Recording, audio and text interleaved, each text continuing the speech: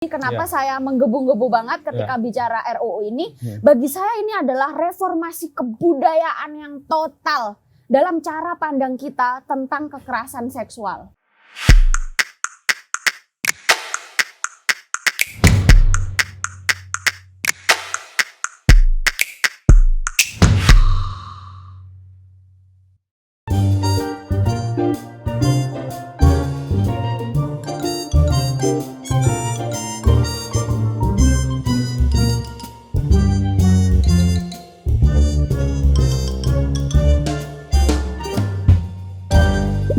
Halo teman-teman, ketemu lagi dengan saya Putut EA, Kepala Suku Mojo. Dan saya mampir di tetangga saya, seorang aktivis yang selalu memperjuangkan kesetaraan dan keadilan gender, plus juragan akal buku. Asalnya juga dari kampung saya dan pernah diwawancari juga di Mojo. Kalis Mardiasih. Lis. Selamat sore Mas Putut. Terima kasih sudah mampir ke gubuk kami. Kalis ini rumahnya, akal buku ini dekat sekali dengan rumah saya, 200 meter. Jadi sebetulnya jalan kaki saja bisa, makanya saya tadi naik sepeda motor. Piye Lis, kabarmu Lis? Alhamdulillah sehat. Sehat tapi kayaknya capek ya kamu ya? Ya, November Desember lagi ini Mas agak-agak padat merayap. Padat merayap dan kami harus mengambil celah waktu sempit Kalis, walaupun tetangga saya ini dia barusan datang dari satu tempat dan kami harus mewawancara dan kami harus menjaga waktu wawancara karena sebentar lagi Kalis mesti wawancara lagi dengan yang lain. Apaan? Wah, ngeri. Wah, bayangke ra uripmu sesibuk ini, Lis. Pada dasarnya saya suka kesibukan dan penuh rencana. Kalau nggak ada sesuatu pasti bikin sesuatu. Cuma akhirnya yang agak terbengkalai karena pandemi ini kelas Kalis ya. Tapi kan tergantikan dengan kelas-kelas yang lain. Ya. Kalis, ini akhir-akhir ini ada banyak sekali isu tentang hak perempuan dan keadilan perempuan ya yang cukup mencederai emosi banyak orang ya dan batin banyak orang. Tapi saya tidak mau masuk ke kasus per kasus. Saya mau ulang dulu karena Kalis itu termasuk orang yang bersuara cukup lantang untuk pengesahan RUU PKS. Ya. RUU yang sudah dimasukkan sejak tahun 2000 kalau nggak salah 2016. Tapi justru nggak diproses dengan baik kayaknya dengan anggota legislatif kita. Akhirnya malah diubah lagi menjadi RUU tindak pidana kekerasan seksual. Jadi TPKS ya. Dan masuknya di badan legislasi sekarang. Masuknya di badan legislasi dan mengubah berbagai konsep tentang kekerasan. Yes, banyak substansi yang hilang. Nah, bisa nggak Lis, kamu jelasin ke kami dan pemirsa untuk mendapatkan satu highlight-nya. Kenapa dengan RUU PKS dan bagaimana perjalanannya sehingga kok situasinya kayaknya makin nggak jelas. Ya. Selama ini kalau bicara tentang kekerasan seksual di Kitab Undang-Undang Hukum Pidana kita, kalau yang itu di dalam rumah tangga kita kan punya Undang-Undang KDRT. Nah, yang non rumah tangga itu kita hanya punya tentang pemerkosaan, terus kemudian pencabulan ya. Terus kalau untuk anak-anak itu persetubuhan ya. Ini aja disebut aja sekarang kita udah mulai nggak cocok ya. Kenapa tindak pidana persetubuhan gitu. Padahal itu sebetulnya adalah pemerkosaan untuk anak-anak gitu ya. Nah, nggak mungkin persetubuhan. Yes, berarti artinya apa? Ada pengetahuan yang bergeser nih. Ini juga kan gitu. Kenapa kita ketika menyebut persetubuhan aja tuh udah nggak nyaman gitu kan. Nah, kita memperjuangkan banyak sekali sebetulnya di RUU TPKS ini Mas. Jadi selama ini kalau bicara soal pemerkosaan aja gitu ya, undang-undang tentang pemerkosaan itu kan hanya bicara perihal pidananya saja, pemidanaan pelaku saja. Sedangkan untuk penyintas atau untuk korban itu banyak sekali yang tidak diatur. Misalnya ketika korban pertama kali melaporkan kasusnya ke alat penegak hukum, dalam hari ini polisi misalnya ya, ketika penyusunan berita acara pidana itu seringkali korban mendapatkan pertanyaan yang nggak pantas, misalnya, dan dikaitkan dengan identitas diri dia, dengan seksualitas dia, atau dengan latar belakang dia. Misalnya dia korban pemerkosaan, tapi ditanya pekerjaan kamu apa? Kalau pekerjaannya itu yang pulang malam, nanti pantesan pekerjaan kamu aja kayak gitu, gitu.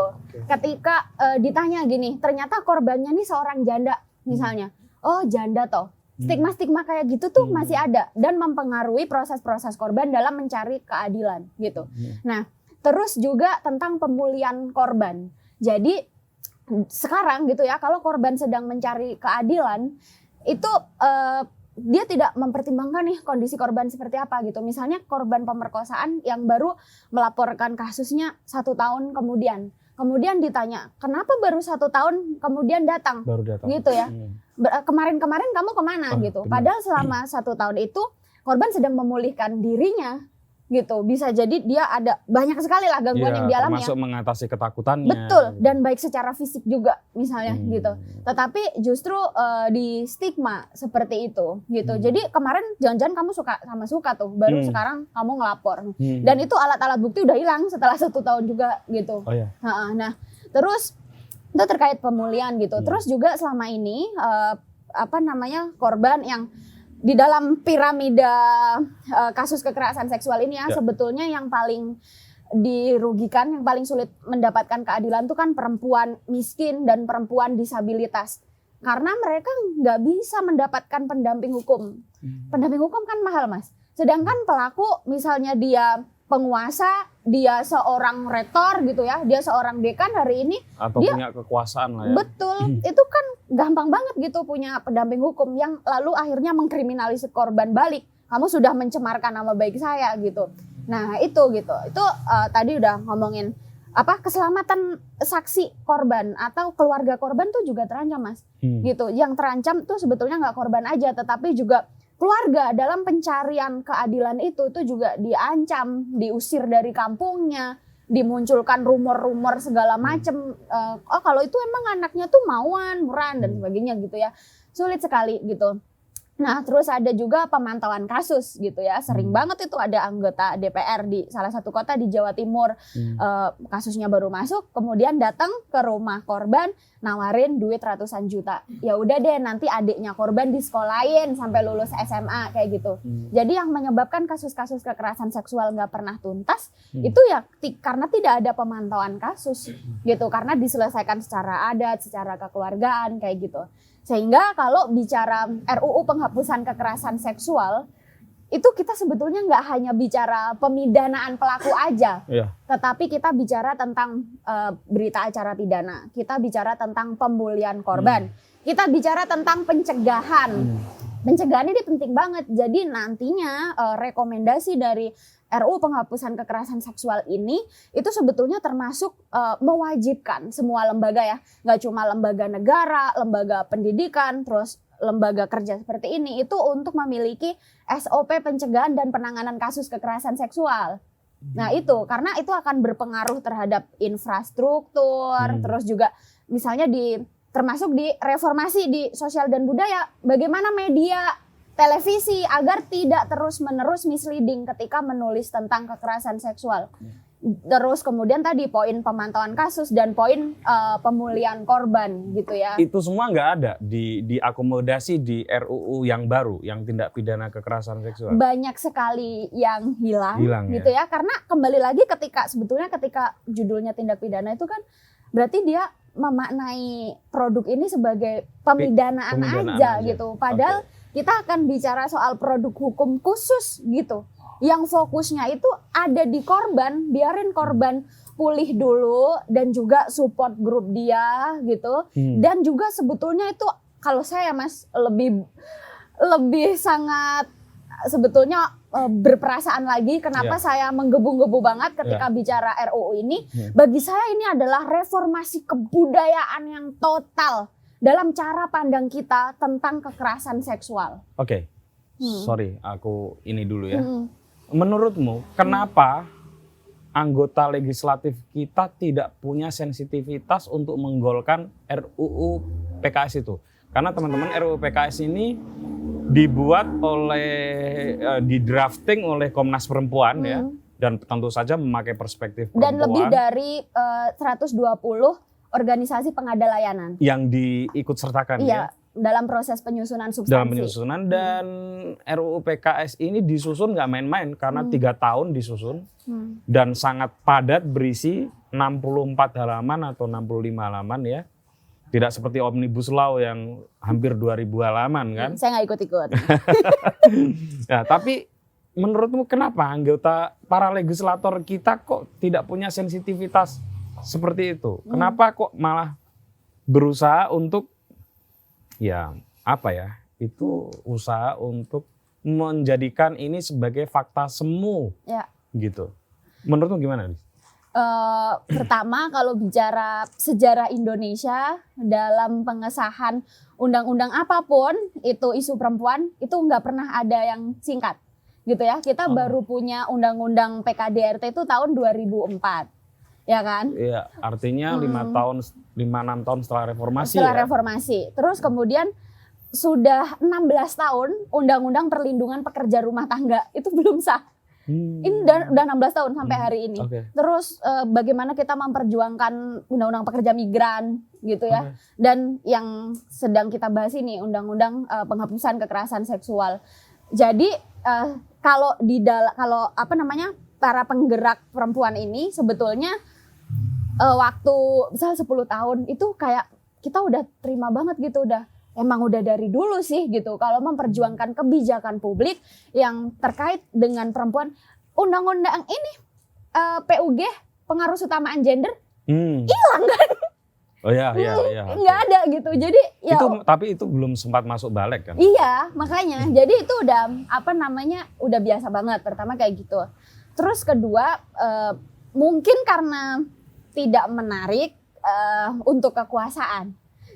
Oh ya. Ya karena ketika 2019 kemarin itu kan kita ngelihat 5 undang-undang yang di carry over itu kan undang-undang yang terkait dengan pertambangan, mineral, energi segala macam, terus yang terkait dengan bisnis digital itu gitu. Jadi gini toh undang-undang yang penting untuk di carry over itu. Kamu gitu. memandang itu semata karena nggak penting atau memang ada bias gender di kepala para legislator Tentu saja. kita? Nah, yang next adalah itu gitu. Jadi bahwa champion-champion kita di DPR untuk bicara tentang ini gitu ya, hak perempuan itu ternyata juga nggak kuat. Apa yang didapat Kalis dari argumen para legislator kita ketika mengubah RUU PKS menjadi RUU TPKS yang biasanya diungkapkan ke publik? Kebanyakan mereka nggak mau belajar tentang apa sih kekerasan seksual gitu. Jadi sebetulnya gini, yang memberikan masukan banyak sekali tentang substansi itu kan 120 lebih organisasi pengada layanan. Dan mereka semua itu adalah lembaga bantuan hukum yang selama ini mendampingi korban, Women Crisis Center, lembaga swasta yang selama ini memberikan layanan pemulihan kepada korban, dan banyak lagi ya organisasi itu yang tentunya punya pengalaman gitu ya. Termasuk organisasi-organisasi disabilitas gitu. Karena mereka yang tadi ya menjadi piramida paling bawah lah untuk mendapat keadilan gitu. Tapi anggota DPR itu studi bandingnya nggak di organisasi pengada layanan itu gitu. Terus gimana? Di negara yang jauh gitu ya. Gitu, dan negara-negara yang dikunjungin itu sebetulnya negara-negara sekuler gitu. Tiba-tiba pas mereka bilang, ujuk-ujuk mereka bilang RUU ini tidak sesuai dengan Pancasila dan keindonesiaan gitu. Tapi kenapa kamu studi bandingnya jelas-jelas di negara yang kamu cari Pancasila, kenapa ke sana gitu kan? Seharusnya kan ya kamu belajar dong dari organisasi pengada layanan yang selama ini memang argumennya itu ya bersama tidak sesuai dengan Pancasila. Ya. Dan nggak tahu gitu ya kenapa munculnya itu gitu. Terus gini Mas, ada juga yang misalnya masa sweet-sweetin perempuan itu pelecehan gitu. Gitu. Terus nanti kita cuman godain perempuan aja, literally itu redaksinya gitu ya. Itu terus kita bisa dapat hukuman gitu. Jadi memang ini urusannya adalah kita mengubah status quo, tradisi yang udah ratusan tahun, ribuan tahun kita jalani gitu selama ini gitu. Bahwa misalnya ketika kan banyak ya argumen-argumen di Twitter tuh perempuan kalau memang lewat gitu dia sendirian gitu ya, berarti ya dia emang ini pantas buat dilecehkan gitu kan. Padahal dari perempuan tidak merasa senang dengan hal itu gitu loh. Jadi suara perempuannya tidak pernah didengarkan. Ya sebetulnya ketakutan aja kali ya. Kita sedang menuju ke tradisi yang lebih baik gitu. Untuk mewujudkan ruang yang lebih aman untuk semua orang. Oke. Tapi gini ya. Jujur saja khusus kasus RUU PKS ini menarik ya bagi saya ya. Karena sebetulnya kan kalau soal kesetaraan, keadilan gender, isu-isu seperti itu isu yang sebuah keniscayaan memang harus diakomodasi oleh aturan perundang-undangan. Itu kehendak zaman yang tidak mungkin kita menolaknya lah. Dan memang satu keharusan. Nah, dan saya kira nggak mengganggu apapun. Mengganggu kekuasaan banyak sekali. Apa dari sisi otoritas. capital, dari sisi power, kayaknya enggak. Misal gini, ketika ada berita guru memperkosa muridnya, guru laki-laki memperkosa muridnya, itu kan mengganggu kekuasaan banget, Mas. Nggak mungkin lah ada guru yang memperkosa muridnya gitu. Atau ketika ada berita pemilik pesantren memperkosa puluhan santriwatinya, ini semakin sering kan kita dengar beritanya. Iya ya, maksudku gini, oke, itu kekuasaan dalam tanda kutip yang mengakar di masyarakat. Tapi kekuasaan state di sini itu kayaknya mestinya nggak terganggu tuh. Tidak mengatur pola kerja modal, tidak mengatur jam kerja yang mesti begini begitu gitu ya. Atau upah gitu, itu kan sensitif tuh bagi negara kan. Tapi ini kan nggak, ini kan mengakomodasi isu yang mestinya harus diakomodasi gitu. Kok bisa ya dihambat gitu? Karena nggak semua suka sama isunya kan, kita harus akui ada kelompok-kelompok di dalam. Tapi itu minor kan? kita. Mestinya minor itu. Yang kamu maksud paham saya ya. Tapi kan itu di kursi legislatif itu minor. Mestinya kan yang mayor ya, yang ada di belakang rezim kekuasaan Pak Jokowi mestinya kan bisa mengonsolidasikan, punya kesadaran khusus untuk mengakomodasi itu kan menang juga. Ya buktinya tidak begitu gitu, karena itu berubah Mas. Jadi misalnya di periode Jokowi pertama, Gerindra dan PKB itu solid sekali untuk memenangkan RUU penghapusan kekerasan seksual. Di situ ada Rahayu Saraswati tentu saja di Gerindra gitu, dan kita punya champion lain, Marwanda Sopang di PKB gitu ya. Waktu itu jadi champion dia. Tetapi di periode kedua ini Mbak Sarah sudah tidak ada di DPR, ya kan? Terus dari PKB tiba-tiba aneh. Muncul satu sosok kemarin senior itu gitu ya, dan banyak yang berubah. Golkar yang awalnya sangat solid itu tiba-tiba kendor gitu. Jadi bayangkan ya, maksudnya ikatan yang dulu solid gitu ya dibangun selama 5 tahun, komunikasi masyarakat sipil kepada champion-champion di DPR itu ganti periode udah berubah lagi. Kita kayak mengkomunikasikan itu dari awal, gitu. Dan itu berat lah. Saya agak paham mengawal advokasi undang-undang itu berat banget. Tapi lagi-lagi tetap saya agak nggak ngerti di titik mana sebetulnya kekuasaan dalam tanda kutip merasa terganggu dengan itu. Kecuali ya itu tadi yang kamu sebut, kalau di distribusi kekuasaan yang bekerja di masyarakat, memang itu sangat mengganggu. Oke, kita turunkan jenjangnya lagi. Ini agak mirip nih, tapi sudah mulai suara itu terpecah justru di tingkat masyarakat sipil, yaitu ketika Permendikbud nomor 30 2021. Kamu termasuk orang yang bersuara keras juga mendukungnya, dan kita saksikan sendiri yang tidak setuju sudah mulai terdistribusi ke akar rumput. Apa yang terjadi dengan itu misalnya? Gini, jadi ini kita situasinya kan darurat ya, darurat kemanusiaan karena tiap hari ada aja generasi bangsa ya. Jadi jumlah perempuan itu kan separuh loh dari jumlah sedikit penduduk Indonesia. Artinya kalau kita membiarkan separuh penduduk ini itu terancam gitu ya, terancam keamanannya karena problem kekerasan seksual ini, itu kita nggak bisa bicara kemajuan gitu. Nah, tetapi, nah ini kan problemnya darurat. Untuk membuat perubahan kita harus sifatnya kedaruratan juga. Setuju. Gitu loh. Ya Omnibus Law kan darurat. Iya. Kalau kita misalnya kita mengkomunikasikan ini di 260 juta penduduk Indonesia gitu ya. Berapa tahun? Dan mana ada undang-undang yang kayak gitu betulan. Iya kan? Jadi yang bisa kita lakukan adalah ini situasi kedaruratan. Gitu paham, kan. Paham.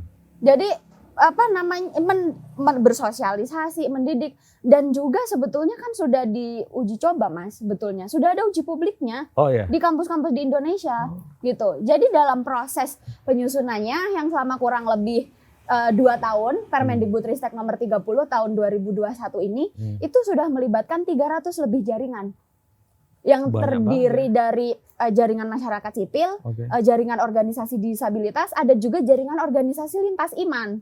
Ada juga gitu.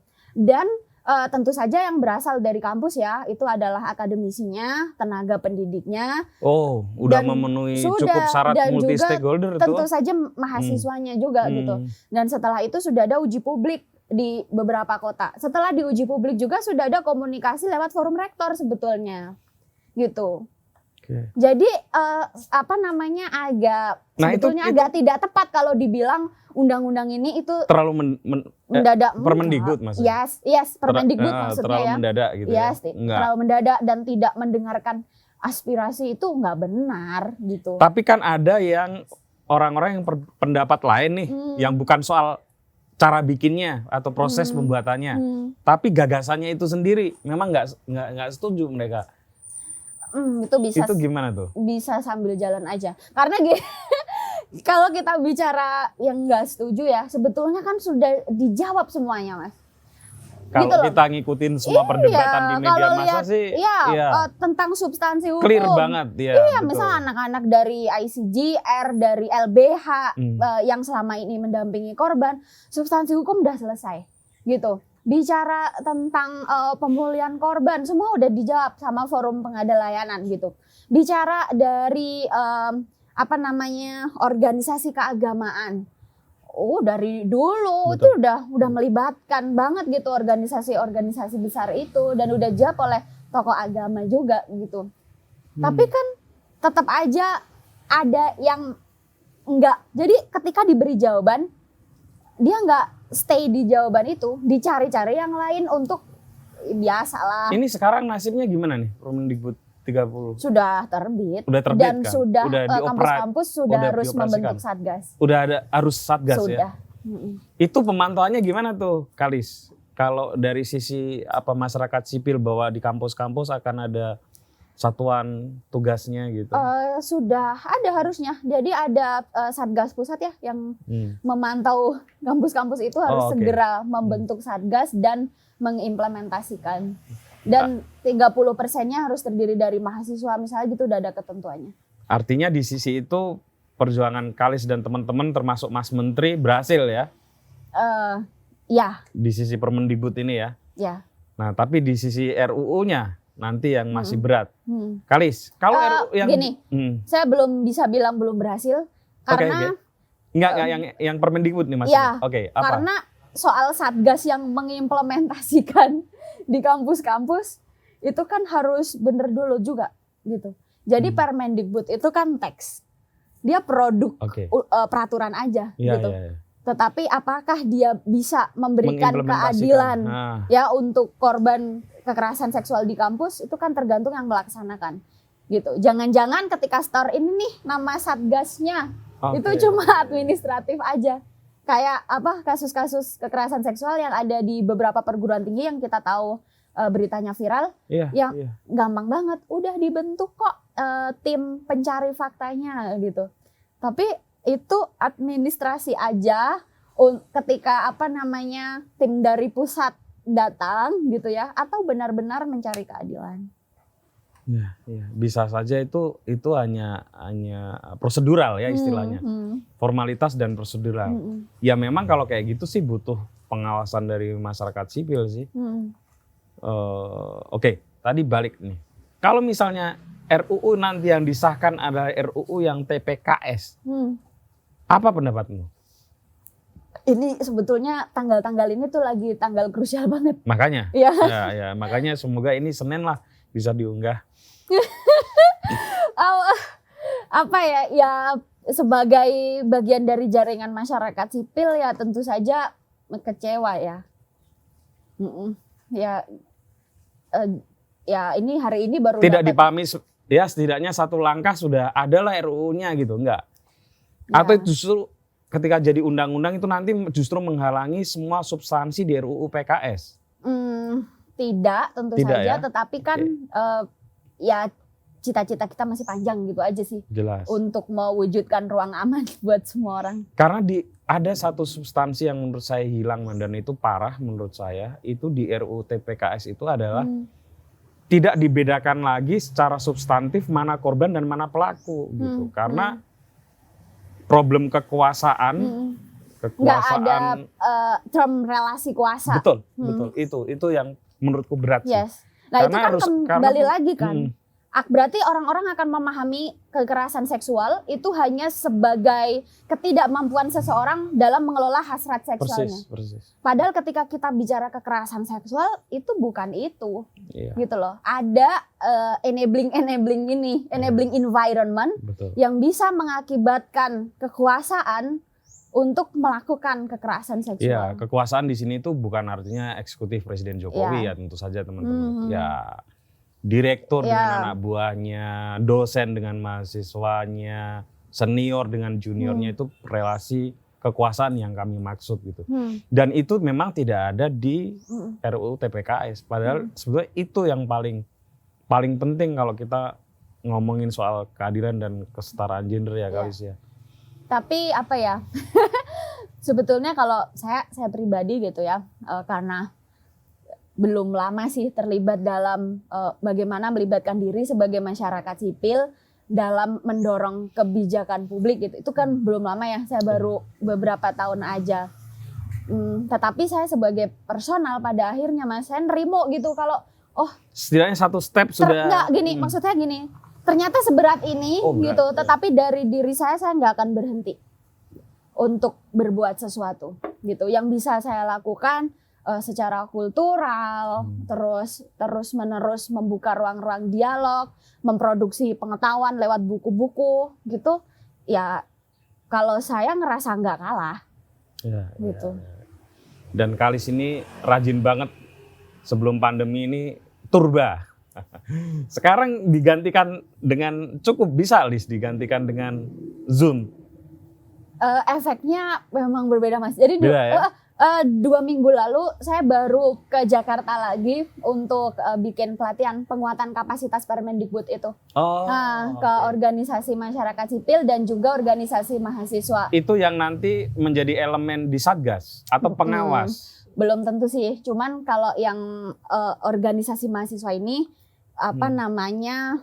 ya kita kemarin warnanya beragam. Jadi yang datang tuh bukan semua BEM gitu, bukan. Jadi kayak ada organisasi jurusan, bahkan ada anak-anak dari organisasi teater gitu-gitu. Jadi lebih asik malahan ternyata. Nggak melulu anak BEM yang settingannya tuh udah gitu kan.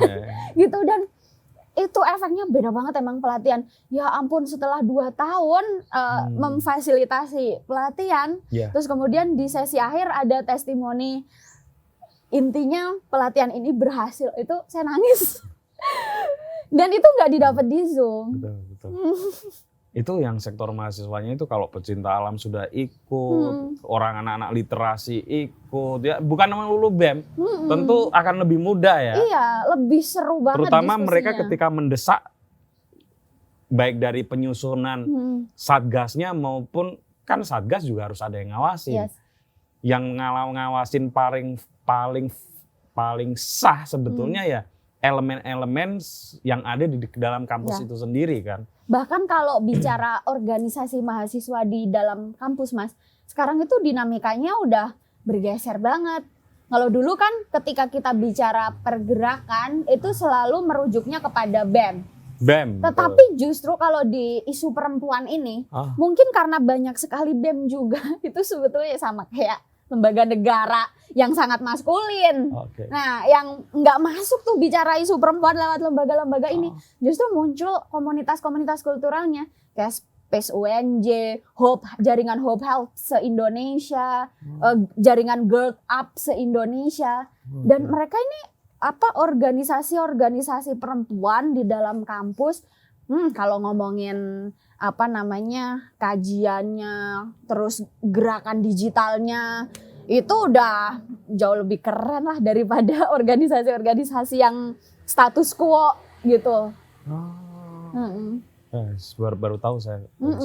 Jadi kalau saya membaca gerakan pun itu udah beda gitu. Ketika pelatihan gitu ya ke panitia. Tapi tetap aja kan elemen misalnya pencinta alam ada teater tentu saja kan? mereka juga dibentuk di organisasi lain. Itu ya. Mungkin yang anak-anak komunitas perempuan ini tadi mereka pasti juga dibentuk di lembaga pers dan BEM, tapi di sana dia tidak punya power untuk doing something.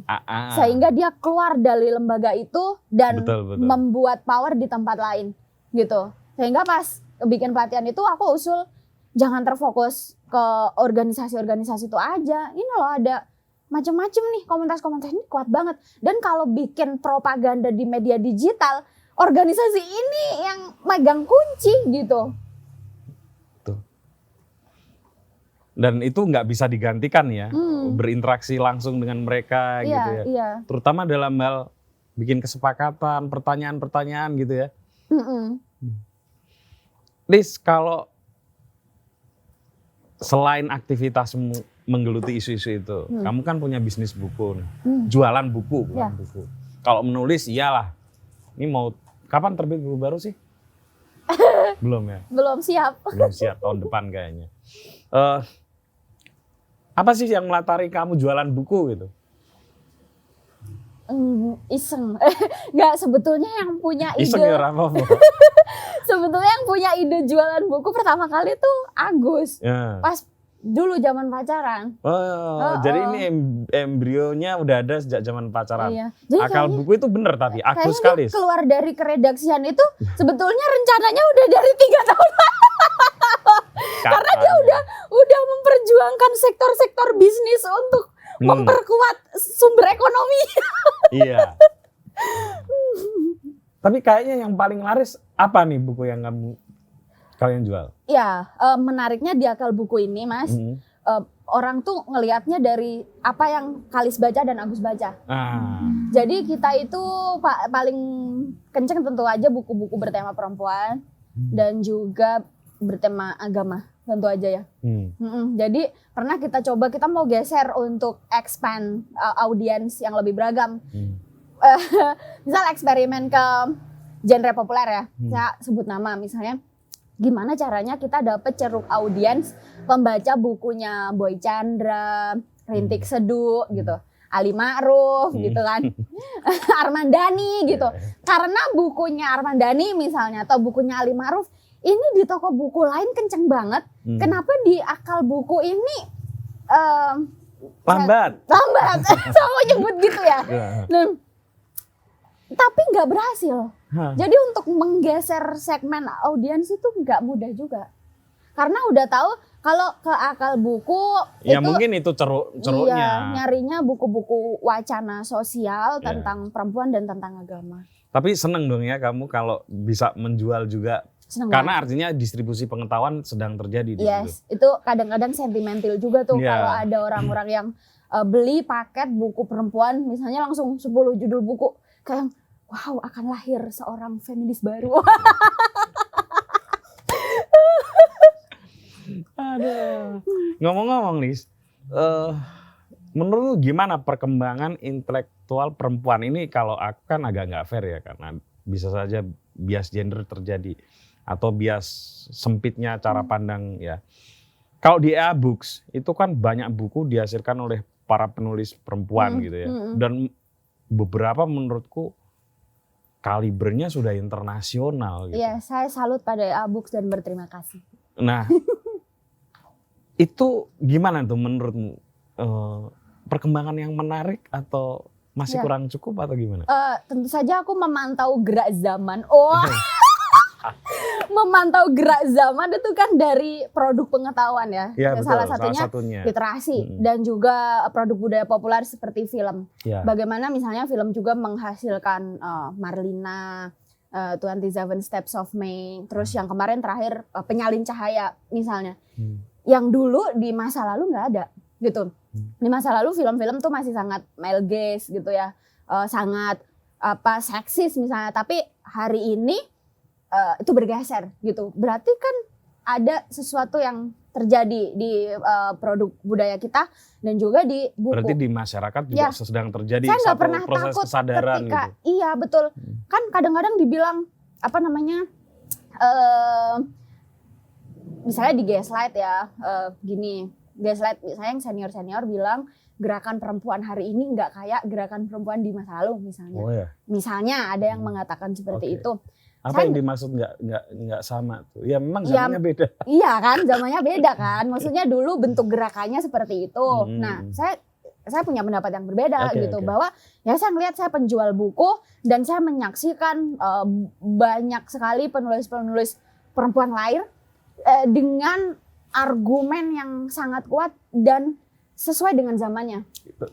Jadi kalau bicara kekerasan berbasis gender online, ini kan sebuah fenomena baru yang dulu belum ada, dan perempuan-perempuan hari ini mendefinisikan itu sendiri dan mewacanakan itu sendiri gitu sebagai produk pengetahuan baru gitu. Iya. Kalau misalnya saya misalnya ya, tentu ini harus pakai kacamata saya. Kalau misalnya tahun-tahun 2000 gitu diminta untuk menyebut 10 aja penulis perempuan gitu, saya akan nggak habis nih jadi top of mind-nya. Tapi kalau sekarang 20 aja masih ada tuh. Oh, dia nulis ini, dia nulis ini. Banyak banget sekarang gitu. Artinya kan sebenarnya ya nggak tahu, itu memang dari saya, tapi perkembangannya menarik banget.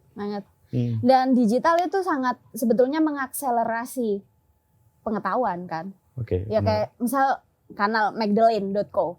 Ya, dia yang memproduksi pengetahuan perempuan gitu. Atau kalau di sisi Islamnya ada mubadalah.id misalnya, yang digerakkan oleh santri-santrinya Buya Husain Muhammad Cirebon ya? Ke belakang, ya.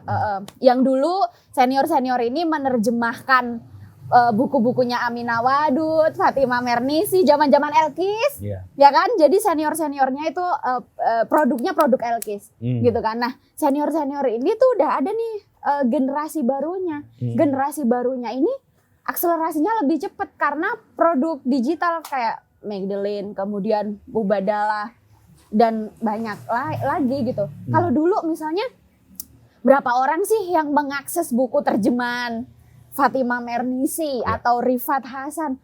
Itu kan tersimpan rapi di sangkar tua yang bernama universitas. Dan itu kelasnya nerjemah ya.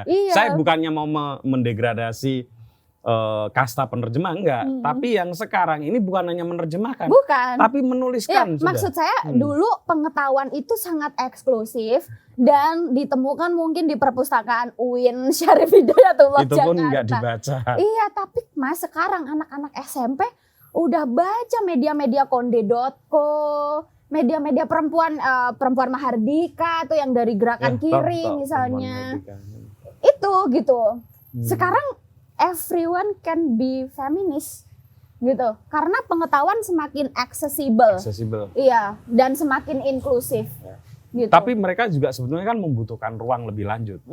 Seperti yang ditemukan misalnya di kelas-kelas kamu atau ketika kamu menjadi fasilitator gitu.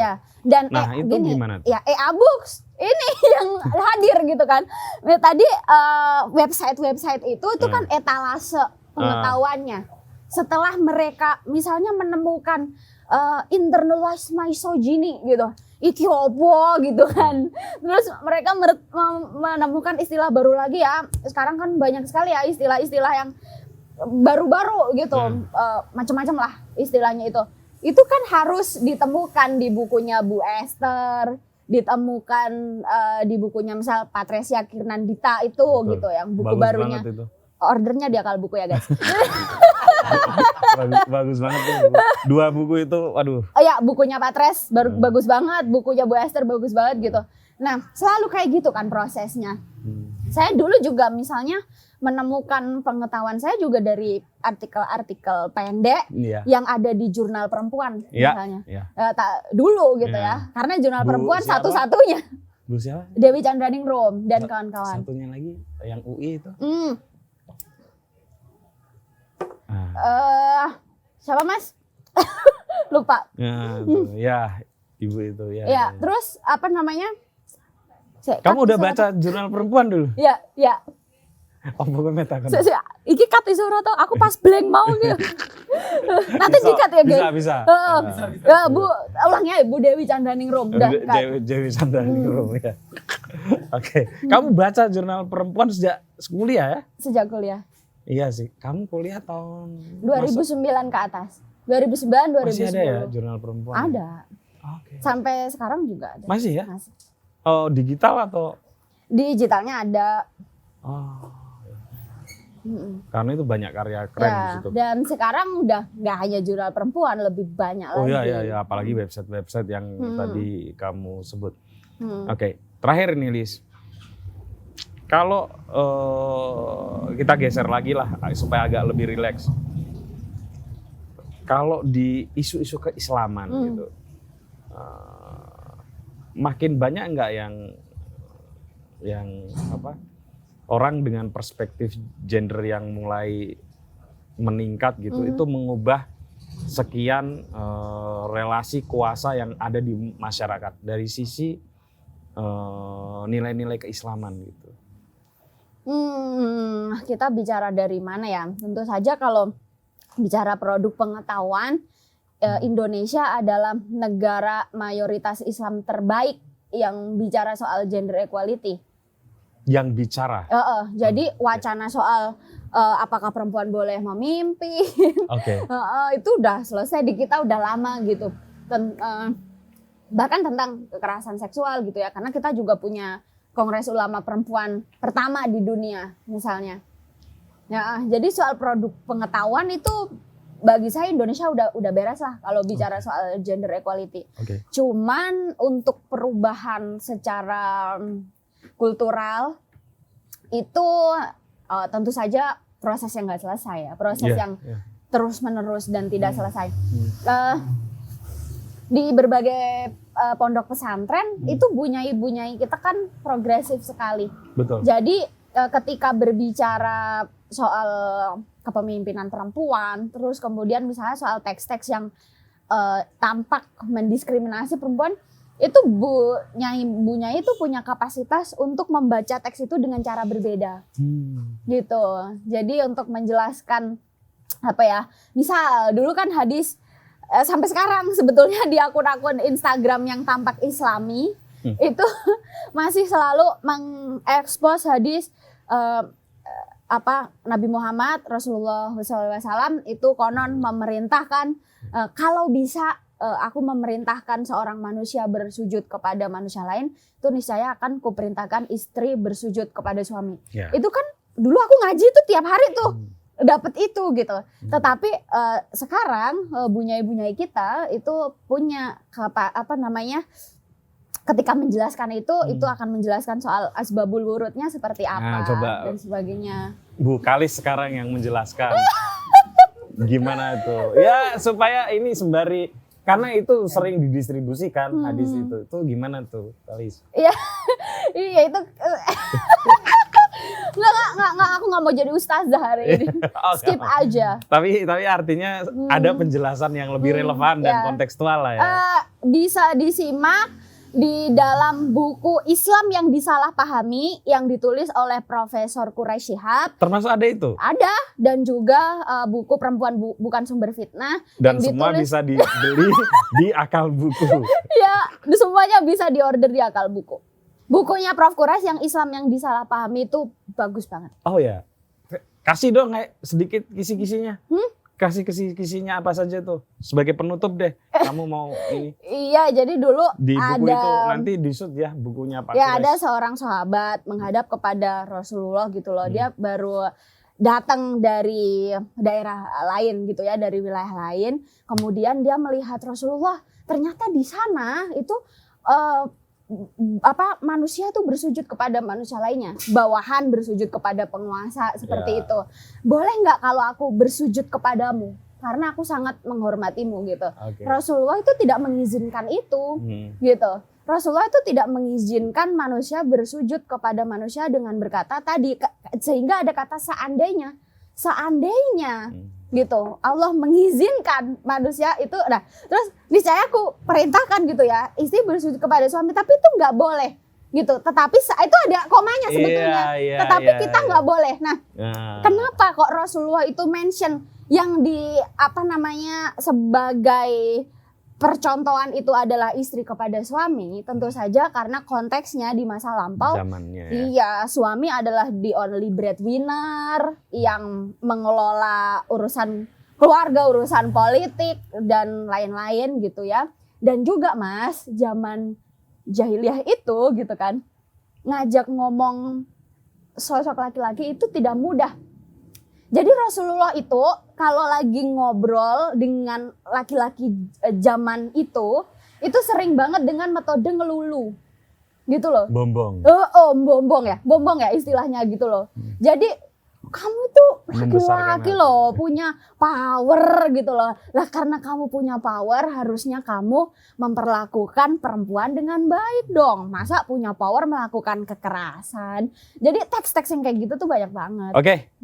Karis, kamu harus mempersiapkan agenda selanjutnya. Maaf sengaja saya potong karena saya janji nggak akan memotong agenda Karis.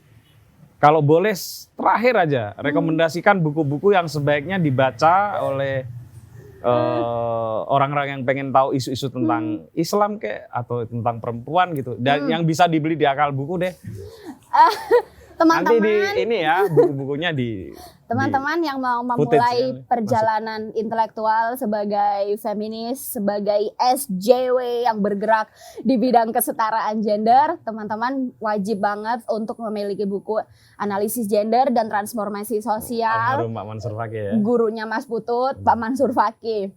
Terus kemudian ada bukunya Bu Lis Markus yang judulnya Merebut Tafsir. Bu Lis dan Pak Mansur Fakih ini satu super guruan by the way. Betul. Terus kemudian ada buku-bukunya Buya Husain Muhammad. Semua judulnya ada di Akal Buku. Salah satu dong sebut. Fikih Perempuan. Fikih Perempuan. Okay. Terus banyak deh Mas. Ya, Islam Ramah Perempuan. Ya. Islam Ramah Perempuan harus beli. Penting itu ya. Penting.